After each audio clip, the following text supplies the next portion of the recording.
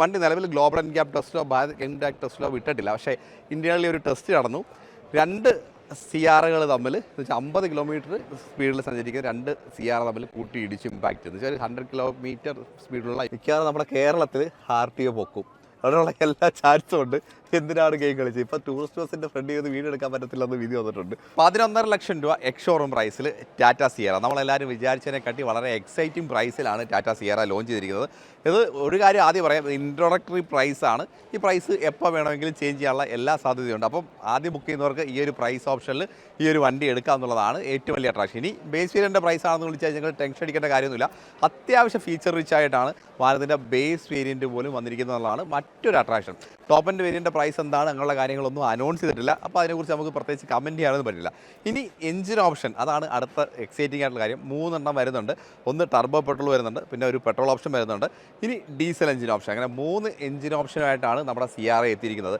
Platform എന്ന് പറഞ്ഞു കഴിഞ്ഞാൽ അർഗോസ് പ്ലാറ്റ്ഫോമാണ്. ഏറ്റവും പുതിയ വളരെ ടെക്നിക്കലി ഇന്നവേറ്റഡ് ആയിട്ടുള്ള ഒരു പ്ലാറ്റ്ഫോമിലായിട്ടാണ് നമ്മുടെ സിആർ ആവുന്നത്. ഇതിൻ്റെ അഡ്വാൻറ്റേജ് എന്താണെന്ന് ചോദിച്ചു കഴിഞ്ഞാൽ, നമുക്കിനി ഇതിപ്പോൾ ഓഫ് റോഡ് വെഹിക്കിളാക്കി മാറ്റണോ അങ്ങനെ മാറ്റാം, ഒരു വീൽ ബേസ് എക്സ്റ്റെൻഡ് ചെയ്യണോ അങ്ങനെ ചെയ്യാം, ഇനി EVയിലേക്ക് കൊണ്ടുവരണോ അങ്ങനെ ചെയ്യാം. അങ്ങനെ ഒരുപാട് കാര്യങ്ങൾ ഇൻറ്റഗ്രേറ്റ് ചെയ്യാന്ന് വെച്ചാൽ ഹൈബ്രിഡിലേക്ക് CNGയിലേക്ക് എല്ലാ രീതിയിലും കൺവേർട്ട് ചെയ്യാൻ പറ്റുന്ന ഒരു പ്ലാറ്റ്ഫോമായിട്ടാണ് ഈ ഒരു പ്ലാറ്റ്ഫോം വന്നിരിക്കുന്നത്. ഇനി വേരിയൻറ്റ് നോക്കുമ്പോൾ 7 എണ്ണം വരുന്നുണ്ട്. Smart plus starting variant, pure എന്ന് പറഞ്ഞാൽ അടുത്ത variant, pure plus, adventure plus, accomplished plus, അങ്ങനെ 7 വേരിയൻറ്റ് വരുന്നുണ്ട്. കളർ ഓപ്ഷൻ നോക്കുകയാണെങ്കിൽ 6 കളർ. ആ കളറിന് കൊടുത്തിരിക്കുന്ന പേരും വളരെ അടിപൊളിയാണ്. ഓരോരോ സ്റ്റേറ്റിൻ്റെ പല ഇൻവോൾവ്മെൻറ്റും എടുത്ത് വെച്ചിട്ടാണ്, പ്രത്യേകിച്ച് കേരളത്തിലേക്ക് മൂന്നാറിന് ഇൻവോൾവ്മെൻറ്റൊക്കെ എടുത്ത് വെച്ചിട്ടാണ് ഓരോ കളർ ഓപ്ഷനും അങ്ങനെ കൊടുത്തിരിക്കുന്നത്. ഇതൊരു ഗ്രേ കളറാണ്. ഇനി വേരിയൻറ്റ് വൈസ് ഒരുപാട് ഫീച്ചർ ഡിഫറൻസും കാര്യങ്ങളൊക്കെ ഉണ്ട്. അതിൽ ഒരു കാര്യം എന്ന് പറഞ്ഞാൽ ബേസ് വേരിയൻറ്റ് വരുന്നത് ഞാൻ പറഞ്ഞുതരാം. ഈ കാണുന്ന DRL എൻഡ് DRL ആണ്. സാധാരണ ഏത് DRL നോക്കുകയാണെങ്കിൽ എവിടെയെങ്കിലും ഒരു ബ്രേക്കാണ്. പക്ഷേ ഈ ഒരു DRLന് ആരും ബ്രേക്ക് ഇല്ല എന്നുള്ളതാണ് ഏറ്റവും വലിയ അഡ്വാൻറ്റേജ്. അത് ബേസ് വേരിയൻറ്റ് തൊട്ട് നമുക്ക് വരുന്നുണ്ട്. പിന്നെ നമ്മുടെ ഹെഡ് ലാമ്പ് നോക്കുമ്പം വളരെ തിന്നായിട്ടുള്ള ഒരു ഹെഡ് ലാമ്പാണ് കൊടുത്തിരിക്കുന്നത്.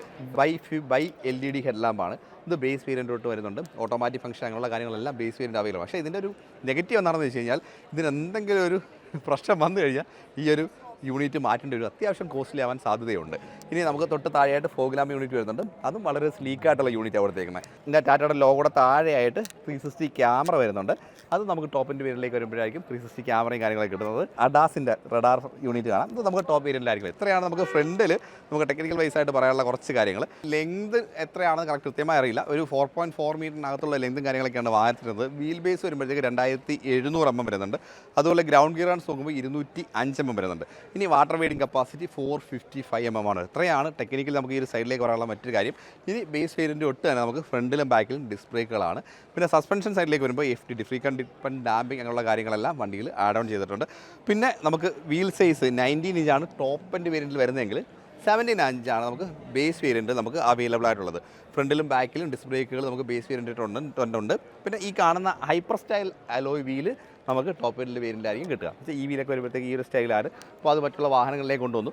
ഇപ്പം ഈ ഒരു നമ്മുടെ ഐസ് എഞ്ചിൻ സെഗ്മെൻറ്റിൽ 19 എന്ന് പറഞ്ഞാൽ അത്യാവശ്യം നല്ലൊരു ബിഗ്ഗറായിട്ടുള്ള വീൽ സൈസ് തന്നെയാണ്. ക്ലാഡിങ്സിൻ്റെ കാര്യങ്ങളെക്കുറിച്ച് നമ്മൾ ഡീറ്റെയിൽ ആയിട്ടൊന്നും പറയുന്നില്ല. കഴിഞ്ഞ വീഡിയോയിൽ നമ്മൾ അതിനെക്കുറിച്ചൊക്കെ വിശദമായിട്ട് ചർച്ച ചെയ്തതാണ്. മിറർ ഇലക്ട്രോണിക്കലി ഫംഗ്ഷൻ ഉണ്ട് ബേസ് വേരിയൻറ്റ് തൊട്ട് തന്നെ, അതൊക്കെ നല്ല കാര്യമാണ്. പിന്നെ ഫ്ലഷ് ഡോർ ഹാൻഡിലാണ് ബേസ് വേരിയൻറ്റ് തൊട്ട് നമുക്ക് അവൈലബിൾ ആയിട്ടുള്ളത്. കീലെസ് എൻട്രി അങ്ങനെയുള്ള കാര്യങ്ങളെല്ലാം ബേസ് വേരിയൻറ്റ് തൊട്ട് തന്നെ വാഹനത്തിൽ അവൈലബിൾ ആണ്. നമ്മുടെ പഴയ CR 91 CR വന്നപ്പോൾ എങ്ങനെയായിരുന്നു ആ രീതിയിൽ കുറച്ച് എലമെൻറ്റ് കൊണ്ടുവന്നിട്ടുണ്ട്. പക്ഷേ ഈ ഒരു പോർഷൻ ഗ്ലാസും കാര്യങ്ങളൊന്നുമല്ല, ഒരു പെയിൻറ്റ് വർക്കിൽ ആ ഒരു ഫിനിഷിലേക്ക് കൊണ്ടുവന്നിരിക്കുകയാണ് ചെയ്തത്. കാരണം പറഞ്ഞാൽ സേഫ്റ്റി എന്നുള്ളൊരു പ്രശ്നം കൊണ്ടാണ് ഈ രീതിയിലേക്ക് ചെയ്യേണ്ടത്. ഇനി സേഫ്റ്റിയുടെ സൈഡിലേക്ക് വരുമ്പോൾ നമുക്ക് ബേസ് വേരിയൻറ്റ് തന്നെ 6 എയർ ബാഗ് വരുന്നുണ്ട്.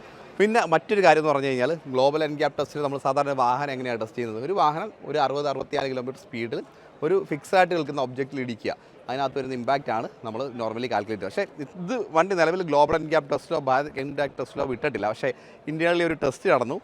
രണ്ട് സിആറുകൾ തമ്മിൽ എന്ന് വെച്ചാൽ 50 കിലോമീറ്റർ സ്പീഡിൽ സഞ്ചരിക്കുന്ന രണ്ട് സിആർ തമ്മിൽ കൂട്ടി ഇടിച്ച് ഇമ്പാക്റ്റ് എന്ന് വെച്ചാൽ 100 കിലോമീറ്റർ സ്പീഡിലുള്ള ഇമ്പാക്റ്റാണ് നമുക്കത് കിട്ടുന്നത്. അങ്ങനെ ഒരു ഇമ്പാക്റ്റുള്ള ഒരു ടെസ്റ്റ് ഇവർ ഇന്ത്യയിൽ ചെയ്തിരുന്നു. ആ സമയത്ത് കിട്ടിയ റിസൾട്ട് എന്ന് പറഞ്ഞാൽ വളരെ അടിപൊളി, വളരെ ത്രില്ലിങ് റിസൾട്ടാണ്. കാരണം പ്രത്യേകിച്ച് ഡോറിൻ്റെ ഓപ്പണിങ്ങിനൊന്നും പ്രത്യേകിച്ച് മാൽഫങ്ഷൻ ഒന്നും വന്നില്ല, സീറ്റ് ബെൽറ്റിന് മാൽഫങ്ഷൻ വന്നിട്ടില്ല, എൻജിൻ സൈഡ് ലീക്കോ കാര്യങ്ങളൊന്നും വന്നിട്ടില്ല. അങ്ങനെ കുറേ കാര്യങ്ങൾ ആ ഒരു സമയത്ത് ഈ ഒരു വാഹനത്തിൻ്റെ സേഫ്റ്റി, നെക്സ്റ്റ് ലെവൽ സേഫ്റ്റി എന്ന കാര്യം നമുക്ക് എടുത്തു പറയാൻ പറ്റുന്ന കാര്യങ്ങളാണ്. ഒരു ടെയിൽ ഗേറ്റ് നമുക്ക് ഇലക്ട്രോണിക്കലി ഓപ്പൺ ചെയ്യാൻ പറ്റുന്ന രീതിയിലാണ് കൊടുത്തിരിക്കുന്നത്. അതുപോലെ കുറച്ചുകൂടെ ഒതുങ്ങിയ രൂപമാണ്. ഒരു വാഗൺ ക്ലോസ് ചെയ്യുന്ന രീതിയിൽ, കട്ട് ചെയ്യുന്ന രീതിയിലേക്കാണ് ഒരു ടെയിൽ കൊടുത്തിരിക്കുന്നത്. നമുക്ക് ടോപ്പിലേക്ക് വരുമ്പം ഒരു ഷാർഫിൻ്റെ ആൻറ്റിന കൊടുത്തിട്ടുണ്ട്. ഇൻ്റഗ്രേറ്റഡ് ആയിട്ടൊരു സ്പോയിലറിനകത്ത് നമുക്ക് ഹിഡൻ ചെയ്ത പോലെ നമ്മുടെ വൈപ്പർ പോർഷൻ കൊടുത്തിട്ടുണ്ട്. നമുക്കൊരു ഡിഫോഗർ കൊടുത്തിട്ടുണ്ട്. ടെയിൽ ലാമ്പ് നോക്കുകയാണെങ്കിൽ ഒരു N20 ടെയിൽ ലാമ്പാണ് നമുക്ക് ഈ ഒരു ഭാഗത്ത് കാണാൻ സാധിക്കും. ടാറ്റയുടെ ലോഗോ, സിയറ ബാഡ്ജിങ് കാണാം. പിന്നെ തൊട്ട് താഴെയായിട്ട് നമുക്ക് ക്യാമറ യൂണിറ്റ് കൊടുത്തിട്ടുണ്ട്. ഈ സ്കിഡ് പ്ലേറ്റുകളും അതുപോലെ ബമ്പർ പോർഷനും എല്ലാം ഫ്രണ്ടിലും ബാക്കിലും ആണെങ്കിൽ ഒരു പിയാനോ ബ്ലാക്ക് എലമെൻ്റാണ് ത്രൂ ഔട്ട് കൊടുത്തത്. ഒരു പ്രീമിയം സ്ട്രക്ചർ കൊടുത്തിട്ടുണ്ട്. അതുപോലെ നമ്മുടെ ബൂട്ട് സ്പേസ് നോക്കുകയാണെങ്കിൽ 622 ലിറ്ററാണ്. ഒരു ഹ്യൂജ് ബൂട്ട് സ്പേസ് വന്നിട്ടുണ്ട്. നല്ലൊരു കാര്യമാണ്. സ്പെയർ വീൽ വാഹനത്തിൻ്റെ അടിയിലായിട്ടാണ് കൊടുത്തിരിക്കുന്നത്. നമ്മൾ തുടക്കത്തിൽ പറഞ്ഞൊരു കാര്യമുണ്ട്, 3 എഞ്ചിൻ ഓപ്ഷൻ ഉണ്ട്. അതിൽ ആദ്യത്തെ ഇപ്പോൾ ഏറ്റവും കൂടുതൽ ആൾക്കാർക്ക് പ്രിഫറബിൾ ആയിട്ടുള്ള ഒരു എഞ്ചിൻ ഓപ്ഷൻ തീർച്ചയായിട്ടും എനിക്ക് പേഴ്സണലി പ്രിഫർ ചെയ്യുന്നത് ഡീസൽ ഓപ്ഷനാണ്. ഇപ്പോൾ ഡീസൽ എഞ്ചിനകത്തുണ്ട് 1.5 ലിറ്റർ ഡീസൽ എഞ്ചിനാണ് നമുക്ക് ഇതിനകത്ത് അവൈലബിൾ ആയിട്ടുള്ളത്. അതിനകത്ത് ടോർക്ക് സൈഡ് നോക്കുകയാണെങ്കിൽ 260 mm മാനുവലിലും അതുപോലെ ഓട്ടോമാറ്റിക് വരുമ്പോഴത്തേക്ക് 280 mm ആണ് വരുന്നത്. 118 bhp ആണ് ഇതിൻ്റെ പവറായിട്ട് വരുന്നത്. 6 സ്പീഡ് ഗിയർ ബോക്സ് ആണ് ഓട്ടോമാറ്റിക്കിലും മാനുവലിലും നമുക്ക് കിട്ടുക. ഇതാണ് ഡീസൽ എഞ്ചിൻ്റെ കാര്യം. മൈലേജും കാര്യങ്ങളൊന്നും ഇവിടെ ഒഫീഷ്യലി പറഞ്ഞിട്ടില്ല. പെട്രോൾ ഓപ്ഷനിലേക്ക് വരുമ്പോൾ നമുക്ക് 2 എണ്ണമാണ് വരുന്നത്. ഒന്നാമത്തത് നമുക്ക് നാച്ചുറൽ ആസ്പിറേറ്റഡ് പെട്രോൾ എഞ്ചിൻ. അതിൻ്റെ ഒരു ടെക്നിക്കൽ ഡീറ്റെയിൽസിലേക്ക് വരുമ്പോൾ 106 PS പവർ 145 Nm ടോർക്കുമാണ് ആ ഒരു engine. 1.5 litre natural aspirated petrol engine നമുക്ക് പ്രൊഡ്യൂസ് ചെയ്യുന്നത്. 6 സ്പീഡ് മാനുവൽ ഗിയർ ബോക്സും 7 സ്പീഡ് DCA ഗിയർ ബോക്സുമാണ് നമുക്ക് അതിനകത്ത് അവൈലബിൾ ആയിട്ടുള്ളത്. ടർബോ പെട്രോളാണ്, അത്യാവശ്യം പവർഫുൾ ആണെന്ന് തന്നെ പറയാം. 160 bhp ആണ് അതിൻ്റെ പവർ വരുന്നത്.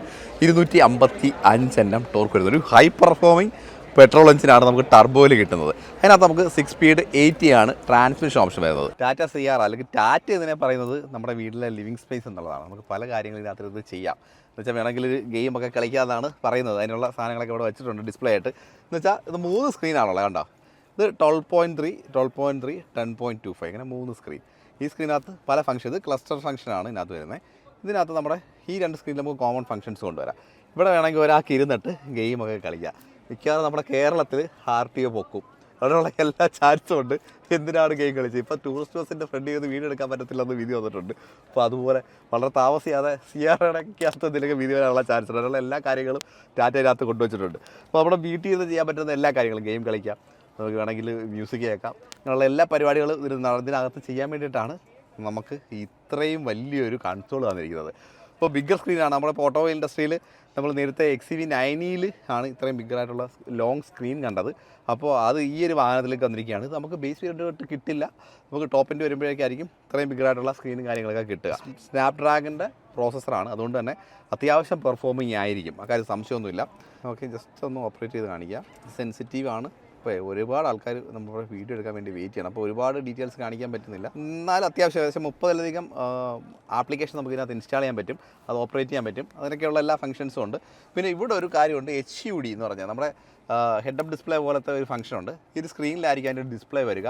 അതിനകത്ത് കുറച്ച് അഡീഷൻ, നോർമലി നമ്മൾ കാണുന്ന ഡിസ്പ്ലേക്കാട്ടി കുറച്ചുകൂടെ നല്ലൊരു വിസിബിലിറ്റിയും അതുപോലെ ഫീച്ചേഴ്സും ആഡ് ആയിട്ടുള്ള ഡിസ്പ്ലേ ആയിരിക്കും നമുക്ക് അവിടെ കിട്ടുന്നത്. അതുപോലെ സബ് വൂഫർ വരുന്നുണ്ട്. ഇവിടെയാണ് 12 സ്പീക്കേഴ്സാണ് ടോട്ടലി നമുക്ക് ഈ ഒരു മ്യൂസിക് സിസ്റ്റമായിട്ട് ഇൻ്റഗ്രേറ്റ് ഉള്ളത്. എന്ന് വെച്ചാൽ ഒരു ഡോൾബി അറ്റ്മോസ് സിസ്റ്റം, അത് തന്നെ ഇവിടെ ബാഡ് ചെയ്തിട്ടുണ്ട്. ഡോൾബി അറ്റ്മോസിൽ നമുക്കൊരു സിനിമ കാണാനോ അല്ലെങ്കിൽ ഒരു പോഡ്കാസ്റ്റ് കേൾക്കാനോ ഒക്കെ നമുക്ക് എന്ത് രീതിയിലാണ് ഇതിനെ ഉപയോഗിക്കാൻ പറ്റുന്നത്, ആ രീതിയിൽ ഉപയോഗിക്കാൻ പറ്റുന്ന രീതിയിലായിരിക്കും ഈ ഒരു ത്രൂ ഔട്ട് മ്യൂസിക് സിസ്റ്റം വരിക. അതൊക്കെ ടോപ്പ് എൻഡിലായിരിക്കും ഉണ്ടായിരിക്കുക.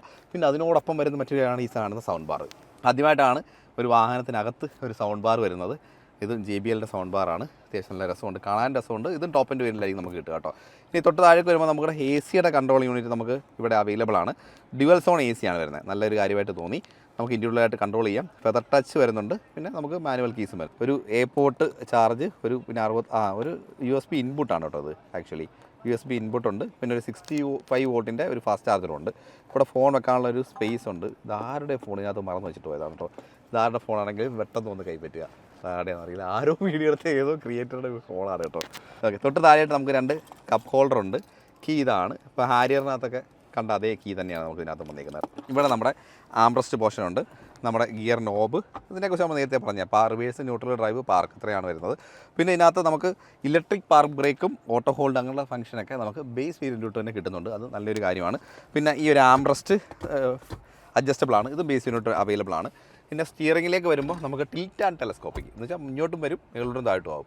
ഇതും ബേസ് വേരിയൻ്റാണ് അവൈലബിൾ ആണ്. ലെതർ റാപ്പിംഗ് കാര്യങ്ങളൊക്കെ നമുക്ക് ടോപ്പ് എൻഡ് വേരിയൻ്റിലായിരിക്കും കിട്ടുക. ടോപ്പ് എൻഡ് അക്കംപ്ലിഷ്ഡ് എന്ന വേരിയൻ്റിലൊക്കെ കിട്ടും. പിന്നെ ബാക്കി function ADAS functions, infotainment system controls, ഇതൊക്കെ നമ്മൾ ടാറ്റയുടെ ഇപ്പോഴും വരുന്ന വണ്ടികളെല്ലാം കോമൺ ആയിട്ട് കാണുന്ന ഒരു പാറ്റേൺ തന്നെയാണ് കൊടുത്തിരിക്കുന്നത്. പിന്നെ അടുത്തൊരു കാര്യം എന്ന് പറഞ്ഞാൽ പുഷ് ബട്ടൺ സ്റ്റാർട്ട് ഈ സൈഡിലായിട്ടാണ് വരുന്നത്. അത് നമുക്ക് ബേസ് വേരിയൻ്റ് തൊട്ട് തന്നെ അവൈലബിൾ ആണ്. അതുപോലെ ടെറൈൻ മോഡ്സ് ആണ് ഇവിടെയാണ് നമുക്ക് സ്വിച്ച് ചെയ്യുന്നത്. നോർമൽ, റഫ്, പിന്നെ വെറ്റ്, അങ്ങനെ പല മോഡ്സ് നമുക്ക് ടെറൈൻ മോഡ്സ് ഉണ്ട് കേട്ടോ. അതുപോലെ തന്നെ നമുക്ക് ഇവിടെ ഓട്ടോ ഹോൾഡിൻ്റെ കീ ഇവിടെയാണ് വരുന്നത്. ടെയിൽ ഗേറ്റ് ഇവിടെ ഓപ്പൺ ചെയ്യാം, സ്പോർട്ട് മോഡ് ഇവിടെ കൺട്രോൾ ചെയ്യാം. അങ്ങനെ പിന്നെ അതുപോലെ മറ്റൊരാണ് നമുക്ക് ആംബിയൻ ലൈറ്റിംഗ്, പല കളറുള്ള ആംബിയൻ ലൈറ്റിംഗ് ഓപ്ഷൻ വരുന്നുണ്ട്. പിന്നെ നമുക്ക് ഈ ഒരു സീറ്റിലേക്ക് തുടർന്ന് ജസ്റ്റ് ഒന്ന് പോകാം. സീറ്റിലേക്ക് വരുമ്പോൾ നമുക്ക് തൈ സപ്പോർട്ട് മാനുവലി അഡ്ജസ്റ്റ് ചെയ്യാൻ പറ്റുന്ന സീറ്റുകളാണ് വരുന്നത്. അതുപോലെ ഇലക്ട്രോണിക് ഫംഗ്ഷൻ സീറ്റിനുണ്ട്. 6 way ഇലക്ട്രോണിക് അഡ്ജസ്റ്റ്മെൻ്റ് ആണ്. മെമ്മറി ഫംഗ്ഷൻ 3 കൊടുത്തിട്ടുണ്ട്. അതുപോലെ നമുക്ക് വെന്റിലേഷൻ ഫംഗ്ഷനും നമുക്ക് സീറ്റിൻ്റെ ഭാഗത്ത് അവൈലബിൾ ആണ്. ബിഗ്ഗറായിട്ടുള്ള സൺ റൂഫ്, ഈ സെഗ്മെൻറ്റിൽ ഏറ്റവും വലിയ സൺ റൂഫാണ് നമുക്ക് ഈ ഒരു വാഹനത്തിൽ കൊടുത്തിരിക്കുന്നത്. എന്ന് വെച്ചാൽ നമ്മളൊരു ലിവിംഗ് റൂം എന്നൊക്കെ പറഞ്ഞല്ലോ, മാക്സിമം ലൈറ്റ് കിട്ടുന്ന ലിവിംഗ് റൂം, ആ രീതിയിൽ കൺസെപ്റ്റിലാണ് ഈ ഒരു സൺ റൂഫും കാര്യങ്ങളൊക്കെ ഡിസൈൻ ചെയ്തിരിക്കുന്നത്. ബാക്ക് സൈഡോടെ ഒന്ന് പറയാം. ഈ ഒരു ഭാഗത്തേക്ക് വരുമ്പോൾ നമുക്ക് ബേസ് വേരിയൻ്റ് തൊട്ട് ഈ കാണുന്ന കർട്ടനും കാര്യങ്ങളൊക്കെ അവൈലബിൾ ആണ്. പിന്നെ സീറ്റൊക്കെ ഭയങ്കര രസകരമുണ്ട്. അതുപോലെ ബോസ് ഫംഗ്ഷനും നമ്മുടെ ഫ്രണ്ടിൽ ഈ സീറ്റ് നമുക്ക് മൂവ് ചെയ്ത് മാക്സിമം ലെഗ് സപ്പോർട്ട് ഇൻക്രീസ് ചെയ്യാൻ സാധിക്കും. പിന്നെ AC വെൻറ്റ് ബേസ് വേരിയൻ്റ് തൊട്ടുണ്ട്. ഈ കാണുന്ന കൺട്രോൾസ് എല്ലാം നമുക്ക് ബേസ് വേരിയൻ്റ് തൊട്ട് തന്നെ വാഹനത്തിൽ അവൈലബിൾ ആണ്. അങ്ങനെ കുറേ കാര്യങ്ങൾ സ്റ്റാർട്ടിങ് ഒരു ഇനിഷ്യൽ പ്രൈസ് ഇൻവെസ്റ്റ് ചെയ്യുന്നവർക്ക് പോലും പറ്റുന്ന രീതിയിലാണ് കുറേ കാര്യങ്ങൾ വാഹനത്തിനകത്ത് ചെയ്തു വെച്ചത്. നല്ലൊരു കാര്യമായിട്ട് തന്നെ തോന്നി കേട്ടോ. പിന്നെ ആംറസ്റ്റ് നമുക്ക് കൊടുത്തിട്ടുണ്ട്. അതുകൊണ്ട് cup holder, head rest adjustable ആയിട്ട് 3 ഹെഡ് റെസ്റ്റ് അഡ്ജസ്റ്റബിൾ ആയിട്ട് കൊടുത്തിട്ടുണ്ട്. അപ്പോൾ ഇതൊക്കെയാണ് നമ്മുടെ ടാറ്റ സിയാറയുടെ ടെക്നിക്കലായിട്ടുള്ള വിശേഷങ്ങൾ. നമുക്ക് കണ്ടത് നമ്മൾ ടോപ്പ് എൻഡ് വാഹനമാണ്. വരുന്ന വഴിക്ക് നമുക്ക് ബേസ് വേരിയൻറ്റും അങ്ങനെയുള്ള വേരിയൻ്റൊക്കെ വരുന്ന വഴിയെ കാണാം. അപ്പോൾ 11.5 ലക്ഷം രൂപ എക്സ് ഷോറൂം പ്രൈസിൽ ഒരു 14 ലക്ഷം രൂപ താഴെ ഓൺ റോഡിൽ ഇറക്കാൻ പറ്റുന്ന ഒരു വണ്ടിയെന്ന് നമുക്ക് ടാറ്റ സിയറയുടെ ബേസ് വേരിയൻറ്റ് വിഷയം. അപ്പോൾ ബേസ് വേരിയൻറ്റ് എന്ന് പറയുമ്പോൾ ബേസ് വേരിയൻറ്റ് എന്ന് പറയുമ്പോൾ അത്യാവശ്യം ഫീച്ചറുണ്ട്. പക്ഷേ നോർമൽ വരുന്നൊരു ബേസ് വേരിയൻറ്റ് പോലല്ല വണ്ടി വരുന്നത്. അടുത്ത മാസം 16-ാം തീയതി വാഹനത്തിൻ്റെ ബുക്കിംഗ് സ്റ്റാർട്ട് ചെയ്ത് വെച്ചാൽ ഡിസംബർ 16-ാം തീയതി, ജനുവരി 15 ആകുമ്പോഴത്തേക്കും വണ്ടിയുടെ ഡെലിവറിയും കാര്യങ്ങളൊക്കെ സ്റ്റാർട്ട് ചെയ്യുന്നുണ്ട്. അപ്പോൾ ഇതാണ് ഈ ഒരു വാഹനത്തിൻ്റെ ഒരു ഫസ്റ്റ് ഇംപ്രഷനും ഫസ്റ്റ് ഔട്ട്ലുക്കും. അപ്പോൾ ഡീറ്റെയിൽഡ് വീഡിയോയും ഡ്രൈവ് വീഡിയോയും കാര്യങ്ങളൊക്കെ നമുക്ക് വരുന്ന വഴിയെ കാണാം. അപ്പോൾ ഇത്രയേ ഉള്ളൂ. അടുത്തൊരു വീഡിയോ ആയിട്ട് വീണ്ടും കാണാം. Okay, by.